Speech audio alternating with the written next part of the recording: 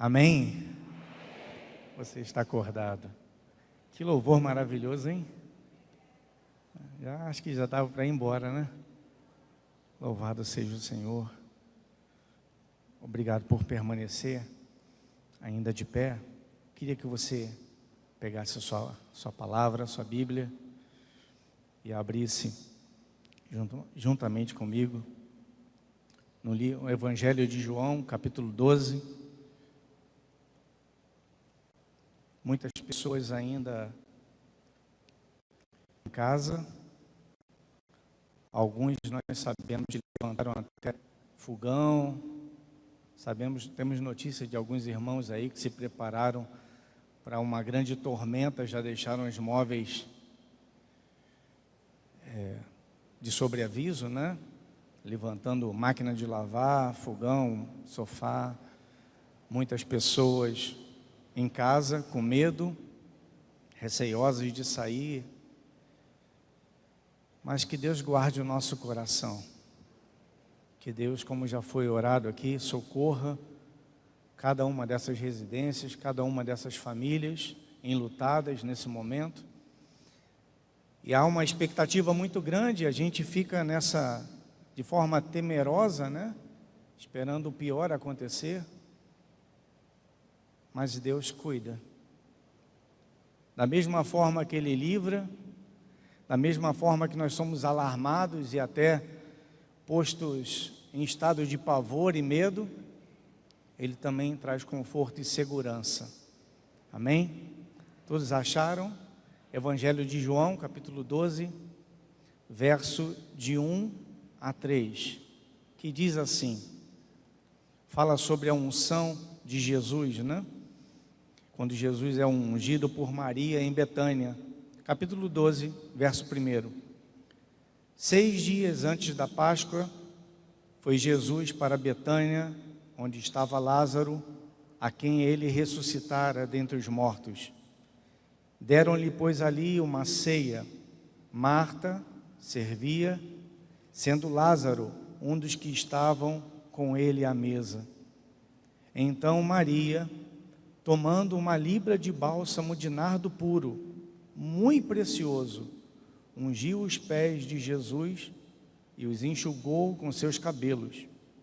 E encheu-se toda a casa com o perfume do bálsamo. Oremos. Senhor Deus e Pai, em nome de Jesus, a Tua palavra, Deus, ela é poderosa por si própria.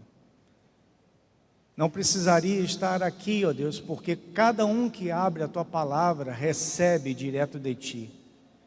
Deus, eu te peço além do que nós estamos lendo, além daquilo que escrevi, daquilo que eu coloquei no meu coração, que o Senhor, ó Deus, visite este ambiente como já foi orado, que todo principado, toda potestade, toda a hoste do mal, que às vezes tenta achatar pessoas, ó Deus, tenta trazer desesperança, cegueira, surdez em nome de Jesus, que o Senhor traga, Senhor, um renovo para as nossas vidas, e que Tua palavra fale, que Tua palavra alcance, que Tua palavra liberte, que Tua palavra renove, Pai, em nome de Jesus, é o que nós clamamos, e que a igreja do Senhor diga amém.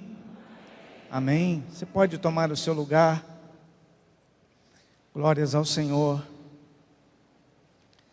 Estamos entrando numa semana maravilhosa, uma semana de celebração e a semana mais importante do cristianismo, a Páscoa. Nós sabemos do Natal, temos ali o menino Jesus, o nascimento dele, mas essa é a semana mais importante da nossa fé, do cristianismo. E esse texto fala exatamente de 6 dias antes da Páscoa. Jesus está reunido em família com seus amigos, Marta, Maria, e Lázaro estava ali sentado. Lázaro que tinha acabado de ser ressuscitado. E é muito interessante, eu intitulei essa palavra como unção, salvação e julgamento. Unção, salvação e julgamento. A gente sabe que no preparatório, naquela preparação, você vai percebendo que Jesus, aos 12 anos, se deslocando para dentro de Jerusalém, os pais saem da cidade e depois percebem que ele não está no meio do grupo. E voltam para Jerusalém, e era Páscoa, eles tinham ido celebrar. Ano a ano havia um deslocamento para o templo principal, para a celebração da Páscoa. Páscoa essa, que trazia menção da libertação do povo do Egito, da salvação que Deus trouxe àquele povo. Então, ano a ano, toda aquela população ao redor se deslocava para Jerusalém e ali ofereciam os seus sacrifícios e celebravam a Páscoa. Nesse exato momento, 6 dias antes do momento crucial, 6 dias antes da celebração da Páscoa, Jesus está nesse ambiente, junto com Lázaro, em Betânia, e à mesa, mais uma vez, Marta servindo os convidados. Nada mudou. Mas também nada mudou quando Maria chega no meio daquela ceia, no meio daquele jantar, e quebra. Diz ali que são 300 ciclos, né, de prata, são 300 denários. E para você ter ideia, ela derramou ali 250 ml de um perfume, que era equivalente a 1 ano de trabalho. Aqueles 250 ml era equivalente a 1 ano de salário. E o pessoal fica ali, há uma leitura periférica que Judas está ali e fala: meu Deus, que desperdício, olha aí. E a palavra diz que Judas está preocupado porque ele já roubava, ele era o tesoureiro do grupo. Ele não estava preocupado se aquele dinheiro estava sendo desperdiçado aos pés de Jesus. Pelo contrário, né? Se você perceber, ele está preocupado com 300 ciclos, 300 denários, e acaba atraindo Jesus por apenas 30 moedas. Eu achei isso muito interessante, ele ali preocupado.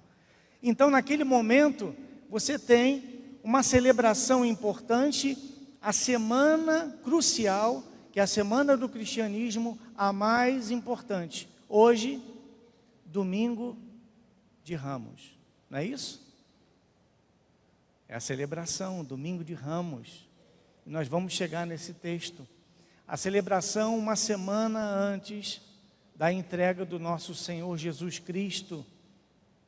Uma semana marcada por eventos, marcada por perseguição, marcada por pressão, mas o Senhor se manteve ali. E naquele momento, essa mulher se queda aos pés de Jesus, derrama aquele perfume, e diz o texto que o perfume encheu toda a casa. E o mais interessante é que quando vocês percebem, olha o que diz, você mantém a sua Bíblia aberta, e eu vou fazer um pedido a você.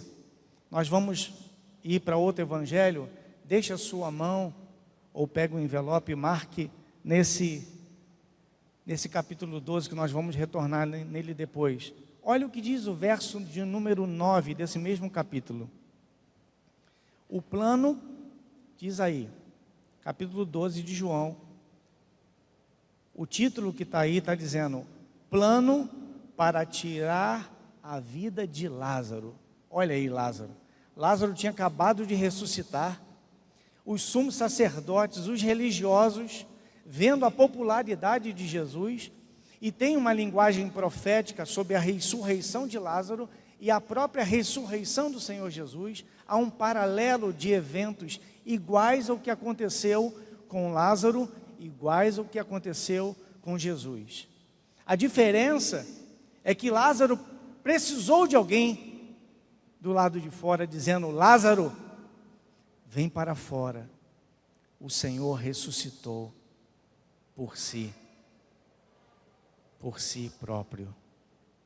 O próprio Deus, o próprio Espírito, a Trindade, o tirou da sepultura. E nesse momento está dizendo, no verso 9, diz assim: soube numerosa multidão dos judeus que Jesus estava ali. E lá foram não só por causa dele, mas também para verem a quem? Lázaro. Lázaro estava à mesa. E quem ele ressuscitara dentre os mortos. Mas os principais sacerdotes resolveram matar também a Lázaro. Também a Lázaro. Eles foram para matar Jesus, mas queriam também apagar a prova. Queima de arquivos pela segunda vez. Decidiram os principais sacerdotes matar também Lázaro. Verso 11, e olha o motivo. Porque muitos dos judeus, por causa dele, voltaram crendo em Jesus. O que nos faz crer em Jesus é o sobrenatural de Deus. O que faz despertar às vezes confusão naqueles que te cercam é a presença de Jesus. Muitos não entendem. Eu fico imaginando que no texto da ressurreição de Lázaro, diz o texto que Lázaro já fedia. E Lázaro agora está no seio da casa, no seio da sua família, com os seus amigos, celebrando a vida. Eu acho isso tremendo. E diz que os judeus foram ali, não somente por causa de Jesus, mas por causa de Lázaro. Queriam matar Lázaro, queriam matar Jesus, e o povo estava indo atrás. E o interessante é que os evangelhos vão contar esse momento da semana da Páscoa, a semana que antecede a crucificação, de uma forma muito interessante. E diz que os judeus tinham esse ódio porque eles voltaram, viam que aqueles discípulos, que a população estava seguindo Jesus, porque Lázaro estava vivo. Estava naquela casa, o sinal impossível de Deus. Está na sua vida o sinal impossível de Deus. Muitos às vezes rangem até o dente por saber que você consegue ser tão longânimo, tão demorado em se abalar, tão demorado em se irar, porque essa é uma virtude do Espírito também. Não temos sangue de barata. Acho que em barata nem tem sangue. Mas Deus nos coloca uma capacidade de suportar determinadas coisas, que quem está ao redor tenta matar até o teu cadáver ressuscitado. Talvez Lázaro seja você. Aquele morto do botequim, aquela morta da noitada. E muitas pessoas às vezes querem matar você novamente, pelo bem que você faz à sua família. Quer dizer que agora você não bebe mais? Quer dizer que você agora não vai mais? Quer dizer, você parou de fumar, você... Jesus me chamou para fora. Jesus me trouxe a vida. Jesus me tirou dentre os mortos. Esse é um milagre. Os religiosos estavam ali para matar Jesus e mataram o milagre, novamente. É fantástico. Deixe essa Bíblia marcada, vamos dar um pulinho lá em Mateus 21, que trata, é o mesmo texto, só que aqui tem uma riqueza de detalhes. Mateus, Evangelho de Mateus, capítulo 21, vamos dar um pulinho lá, que é exatamente o que acontece, falando sobre a entrada triunfal de Jesus em Jerusalém. Todos conhecem, e certamente todos os púlpitos dessa nação e talvez ao redor do mundo estão falando desse texto nesse momento. fala sobre a entrada triunfal de Jesus. Nós vamos ler do verso 1 ao verso 11. É uma narrativa muito bonita. Todos acharam? Amém?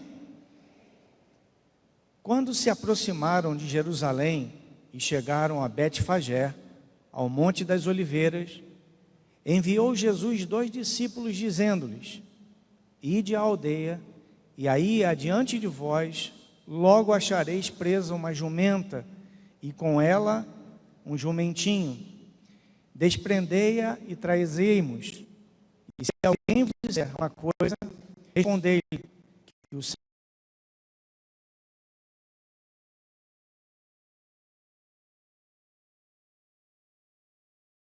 o que foi dito por intermédio do profeta.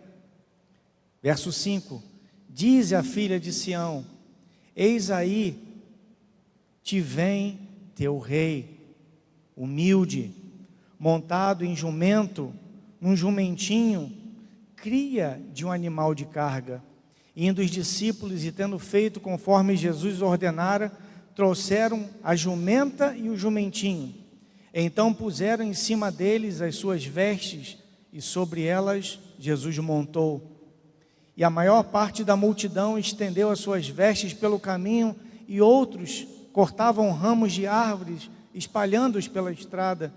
E as multidões, tanto que a precediam, como as que o seguiam, clamavam: Hosana ao filho de Davi, bendito o que vem em nome do Senhor, Hosana nas maiores alturas.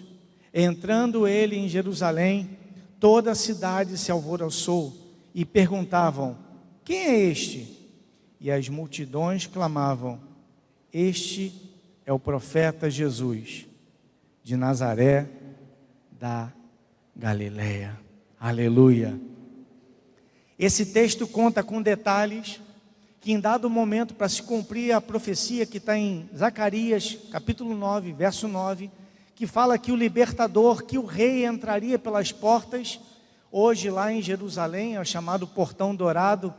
Esse portão ele está selado, ele foi selado no período da destruição de Jerusalém, pelo um sultão, e a gente sabe que ali, onde Abraão iria oferecer o seu filho, a Isaac, hoje tem uma cúpula dourada, a cúpula dourada no centro de Jerusalém.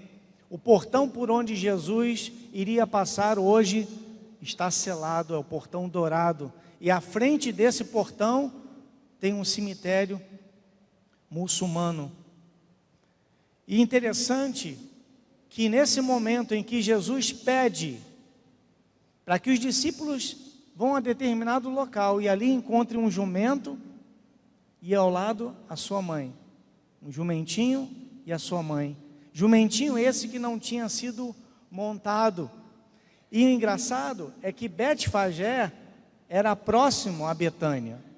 Tem Betânia, onde Jesus estava, Betfagé era logo em seguida, e tinha um caminho por onde todos aqueles que se deslocavam para Jerusalém, que levavam os seus cordeiros, que levavam suas ofertas, suas rolinhas, pombas, passavam por essa estrada. E é justamente esse caminho que Jesus toma. O caminho dos animais que iriam para o templo para ser sacrificado. E o mais interessante, irmãos, quando eu falo, eu fico maravilhado, porque eu digo que a Bíblia não tem acasos. Não tem acasos. A Bíblia ela é costurada de tal forma que as coisas se repetem e são construídas de uma forma tão primorosa. Vocês lembram o que aconteceu quando o povo de Israel estava cansado dos juízes e chegaram para Samuel e falaram assim: basta, nós queremos um rei de carne. Não é isso? Não queremos ser igual às outras nações. Nós queremos um rei que saia na batalha. Nós queremos um rei que a gente possa adorar. E Samuel ora a Deus, e Deus fala: eles não estão rejeitando a você, Samuel, estão rejeitando a mim. E curiosamente, após fazer essa oração, Saul, pastor de jumentos,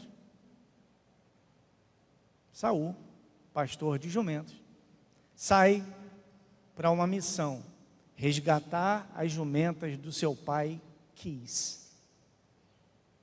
Procurou por 3 dias e não achou, até que bateu na porta de Samuel.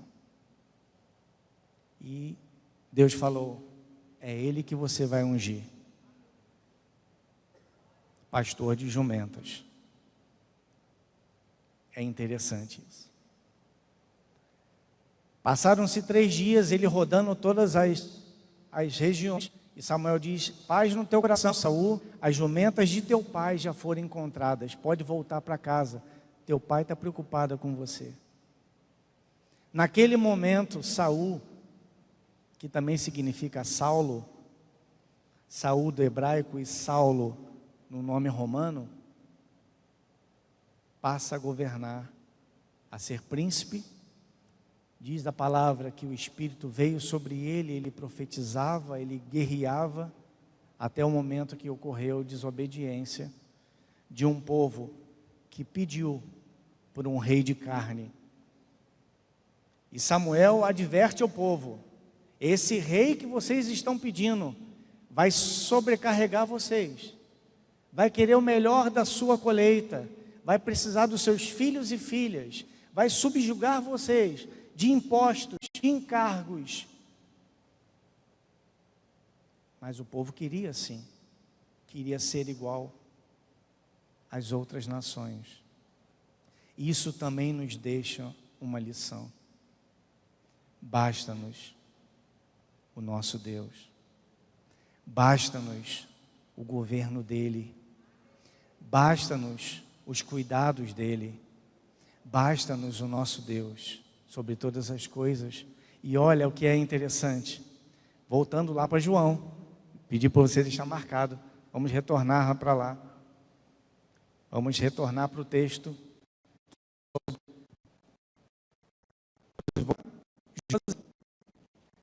É a continuação do mesmo texto, João 12, do verso 13 até o 18, olha o que diz. Fala sobre a entrada triunfal de Jesus e agora mais resumida daquela que nós lemos em Mateus. No dia seguinte, numerosa multidão viera à festa, tendo ouvido que Jesus estava a caminho para Jerusalém, tomou ramos de palmeiras e saiu ao seu encontro clamando: Hosana, bendito que vem em nome do Senhor e que é Rei de Israel. E Jesus, tendo conseguido um jumento, montou segundo o que estava escrito: não temas, filha de Sião, eis que teu rei aí vem, montado em um filho de jumenta. Seus discípulos a princípio não compreenderam isso. Quando porém Jesus foi glorificado, então é que eles lembraram dessas coisas que estavam escritas a respeito dele, e também isto lhe fizeram. Dava, pois, testemunho disto a multidão que estivera com ele, quando clamavam a Lázaro do túmulo e levantara entre os mortos. Por causa disso também a multidão lhe saiu ao encontro, pois ouviu que fizera este sinal. Até aí. Novamente esse texto volta para o texto inicial da entrada e a população está gritando: Hosana. Você sabe o que significa Hosana? Alguém sabe dizer o que significa Hosana? Salva-nos agora. É uma saudação, mas Hosana significa salva-nos agora. Mas salvar de quê? Os próprios discípulos estavam fazendo coisas sem enxergar o propósito maior. Você viu que o texto diz? Que eles não sabiam de nada que estava acontecendo, nem porque pega a jumenta, nem porque leva a jumenta, nem porque Jesus está entrando, e diz que eles foram dar conta do que estava acontecendo após a glorificação. As pessoas estavam num frenesi, clamando um rei, sem acreditar que realmente era rei. Pedindo um libertador, sem saber como. Hosana, salve-nos agora. Salvar de quê? Salvar como? Eu botei aqui. Você só salva quem está em perigo. Você só salva quem pede socorro. Você só salva quem está perdido. E normalmente essa pessoa vem de fora. Se você está numa floresta, o helicóptero vem procurando quem está perdido. Se você está no meio do oceano, preso a um bote, a um salva-vidas, alguém vai ao seu encontro.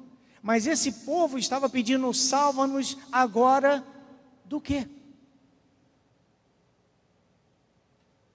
Salva-nos agora do quê? Hosana, Hosana, bendito que vem em nome do Senhor, para se cumprir as Escrituras.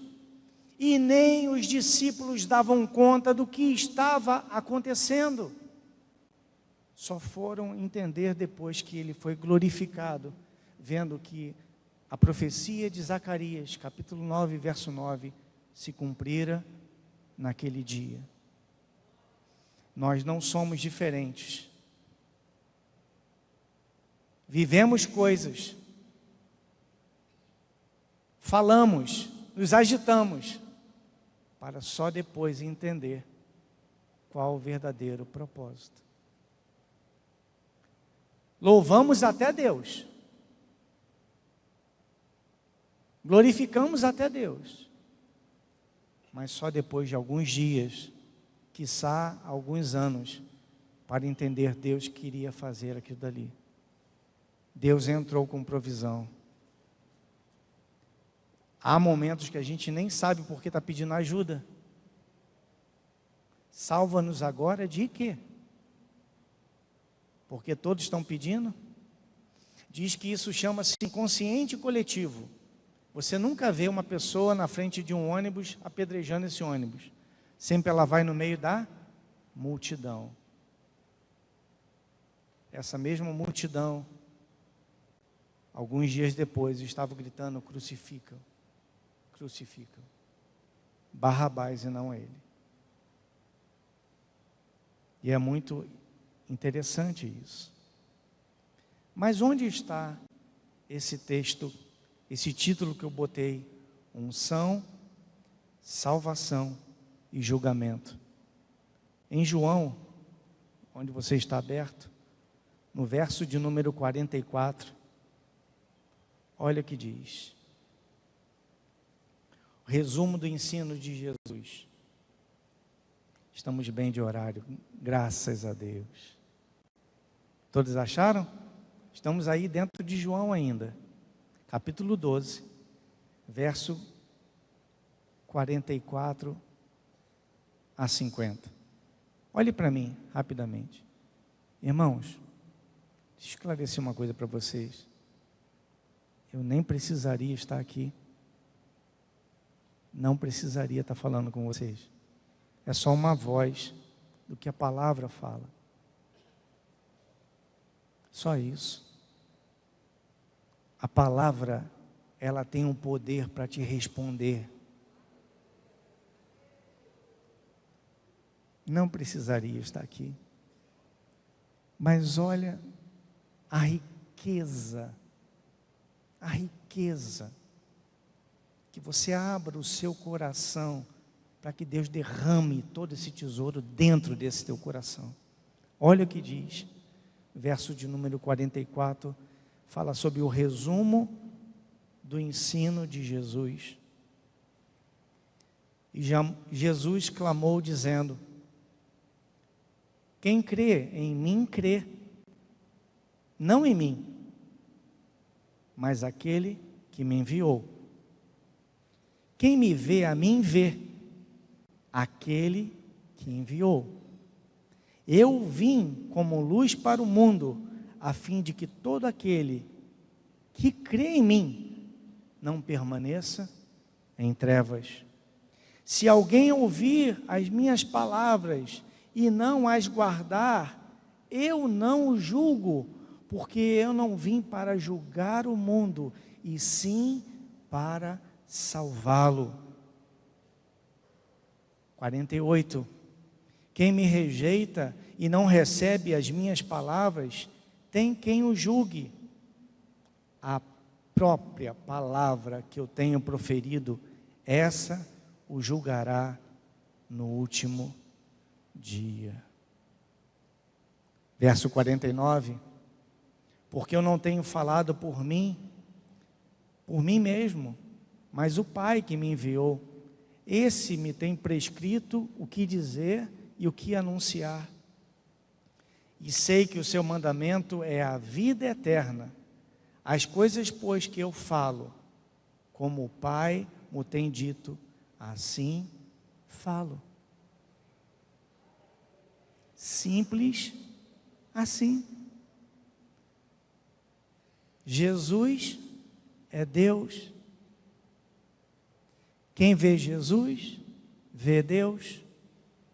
Quem está em trevas olha para Jesus, vê luz, e não há trevas nele. Quem ouvir e guardar, guarda.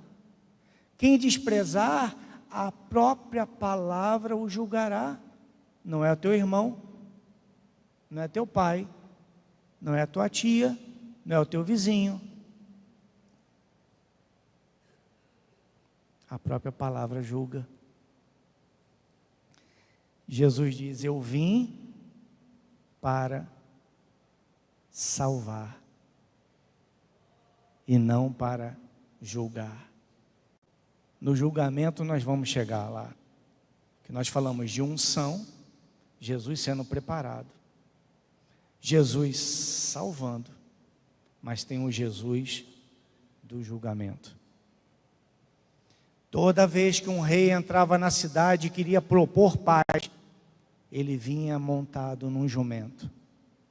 Era título de nobreza, mas todas as vezes que uma autoridade, um rei, um governante entrava numa cidade montado num jumento, ele vinha trazer paz,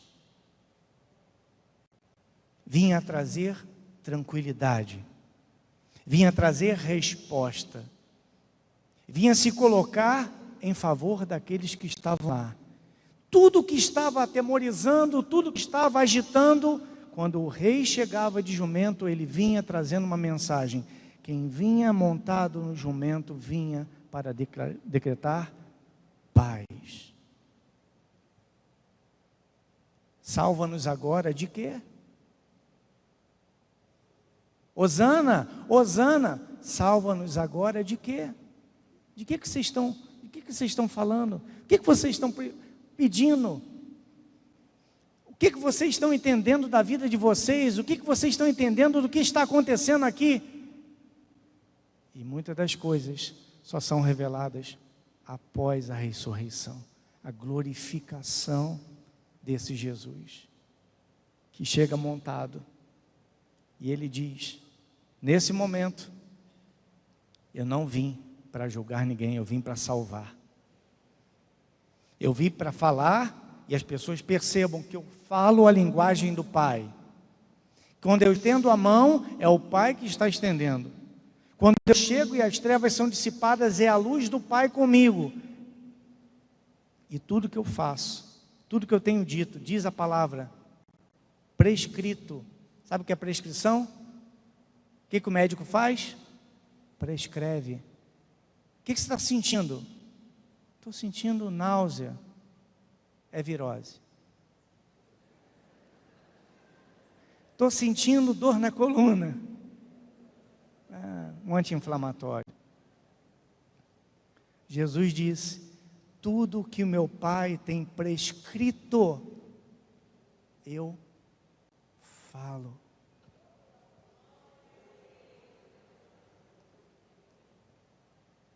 Te falta a resposta?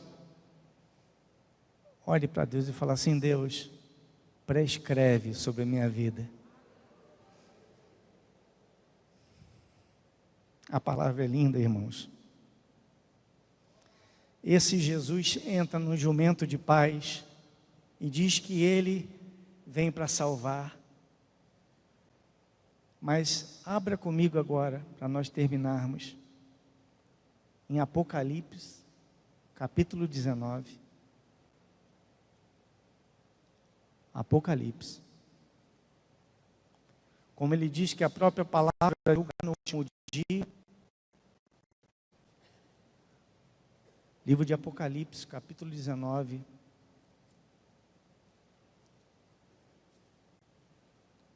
É fantástico isso. Todos acharam? Amém? Deus está aqui. Eu desejo que você saia com o seu receituário. Literalmente. Que pode trazer resposta. Tem pessoas que saem tão felizes do médico, né? Nossa, você não vai acreditar. Ela tem tendinite. Agora é só compressa, água morna, um anti-inflamatório. Jesus tem dito para você o que o Pai tem prescrito. Amém? Olha o que diz Apocalipse 19. E agora a gente entra no terceiro tópico do título. Unção, salvação e julgamento. Olha o que diz Apocalipse 19, verso 11. Cristo, vencedor da besta e do falso profeta. Que coisa pesada, né? Verso 11 diz assim: vi o céu aberto e eis um cavalo branco. Você consegue falar para mim assim, cavalo branco? Não mais jumento. Não é mais jumento. Agora é um cavalo branco. Quando queria paz era jumento, mas quando queria guerra era um cavalo. Vim trazer paz e salvar. Agora Jesus entra no cenário para julgar. E vi o céu aberto, e eis um cavalo branco, e o seu cavaleiro se chama Fiel e Verdadeiro, e julga e peleja com justiça. Os seus olhos são chamas de fogo, na sua cabeça há um diadema que tem um nome escrito que ninguém conhece, senão ele mesmo. Está vestido com um manto tinto de sangue, e seu nome se chama Verbo de Deus. E seguiram os exércitos que há no céu, montado cavalos brancos com vestiduras de linho finíssimo, branco e puro. Da sua boca uma espada afiada para ferir as nações, e ele mesmo as regerá com um cetro de ferro, e pessoalmente pisar o lagar do vinho, do furor da ira de Deus. Tem o seu manto na sua coxa, um nome escrito. O que diz aí? Rei dos reis e Senhor dos senhores. Aleluia. Chega um momento em que esse Cristo, não mais num jumento, se apresenta num cavalo branco. Não mais alguém para salvar, mas para julgar, determinar e fechar todo o propósito de Deus. Que esta semana seja uma semana de gratidão. Que você possa dizer: Hosana, Hosana, Hosana, venha ao meu encontro. Fala comigo. Curve sua cabeça, vamos orar.